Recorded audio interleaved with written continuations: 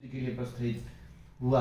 उनकी अत्यंत भयानक सेना देख चंडिका ने अपनी धनुष की टंकार से पृथ्वी और आकाश के बीच का भाग बुझा दिया। राजन तदंतर देवी के सिंह ने बड़े जोर जोर से दहाड़ना आरंभ कर दिया। फिर अंबिके ने घंटे के शब्द से उस ध्वनि के को और भी बढ़ा दिया। धनुष की टंकार, सिंह की दहाड़, घंटे की ध्वनि से संपूर्ण दिशाएं गूंज उठी। उस भयंकर शब्द से काली ने अपने विकराल मुख को और भी बढ़ा लिया और इस प्रकार विजयिनी हुई।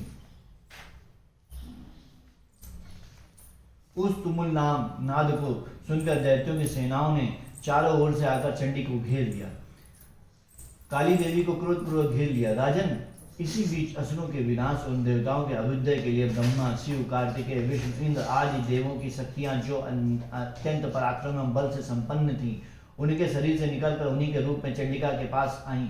जिस देवता का जैसा रूप था, वैसी वेशभूषा, वैसे वाहन, ठीक वैसे ही साधनों के संपन्न हो उनकी शक्ति असुरों से युद्ध करने के लिए आई। सबसे पहले हंस युक्त विमान पर बैठी हुई अजसूत्र कमंडलू से सुशोभित ब्रह्मा जी की शक्ति उपस्थित हुई, जिसे ब्राह्मणी कहते हैं। महादेव जी की शक्ति वृषभ पर आरूढ़ होकर हाथों में श्रेष्ठ त्रिशूल धारण किए हुए महान नाग का कणकड़ पहने मस्तक पर चंद्र रेखा से विभूषित हो वहां पर आई।